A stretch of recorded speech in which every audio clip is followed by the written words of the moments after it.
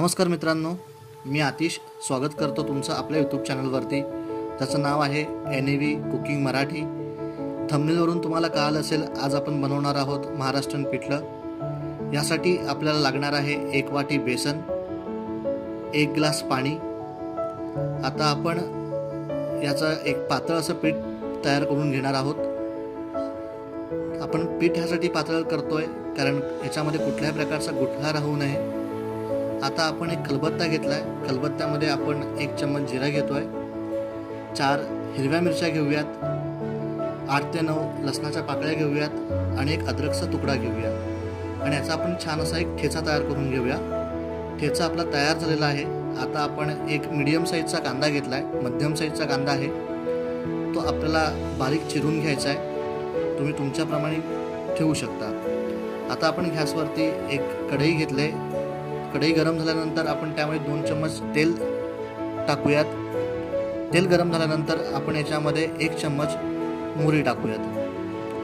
मोहरी थोडीशी तडतडल्यानंतर आपण याच्यामध्ये कढीपत्ता घालूया. कढीपत्ता थोडा तडतडल्यानंतर आपण याच्यामध्ये आपण जो आपला ठेचा केला होता तो ॲड करूया. आता याचं सगळं मिश्रण आपण एकजीव करून घेऊया. एक 30 ते 35 सेकंद तुम्हाला हे सगळं एकत्र एकजीव करून घ्यायचं आहे, म्हणजे त्याचा ओलसरपणा निघून जातो. आता आपण याच्यामध्ये थोडी कोथिंबीर ॲड करूया. कोथिंबीर तुम्ही तुमच्या आवडीनुसार टाकू शकता. मी मुठभर कोथिंबीर घेतली होती, तुम्ही तुमच्यानुसार घेऊ शकता.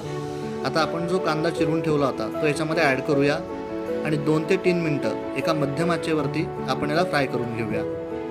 आता आपण 1 चम्मच याच्यामध्ये हळद ॲड करतोय. हळदी आपल्याला 1 ते 1.5 मिनटं चांगली भाजून घ्यायची आहे फोडणीमध्ये. आता आपण अर्धा वाटी पाणी याच्यामध्ये ॲड करतोय कारण आपली फोडणी शिजली पाहिजे. फोडणी आपली तयार झाल्यानंतर याच्यामध्ये आपण जे आपलं मिश्रण तयार केलं होतं पाण्याचं आणि बेसन पिठाचं ते आपण ॲड करूया. आता हे ॲड केल्यानंतर आपल्याला 2 चम्मच याच्यामध्ये मीठ ॲड करावं लागणार आहे. तुम्ही तुमच्या चवीनुसार मीठ ॲड करू शकता.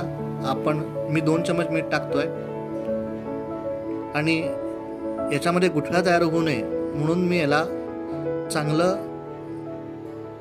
फेटून घेतोय. तर तुम्ही बघू शकता मी कशा प्रकारे फेटून घेतोय. मला असं वाटतंय की माझं जे मिश्रण आहे ते घट्ट झालं आहे, म्हणून मी थोडं याच्यामध्ये पाणी ॲड करतोय जेणेकरून ते पातळ होईल. असं मी 3 ते 4 मिनटं फेटल्यानंतर माझं जे मिश्रण आहे ते पातळ झालेलं आहे. तुम्हीही तुमचं जर मिश्रण घट्ट होत असेल तर त्याला चांगल्या प्रकारे फेटून पातळ करू शकता. तर तुम्ही बघू शकता किती छान असा कलर आला आहे. आता आपण याच्यावरती झाकण देऊया आणि पुन्हा एक 4 ते 5 मिनटाला शिजायला ठेवूया.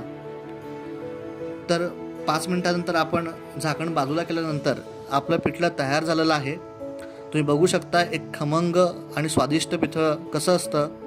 तर एक सुंदर कलर आलेला आहे आपल्या पिठल्याला. तर तुम्ही हे भातासोबत वगैरे सर्व करू शकता.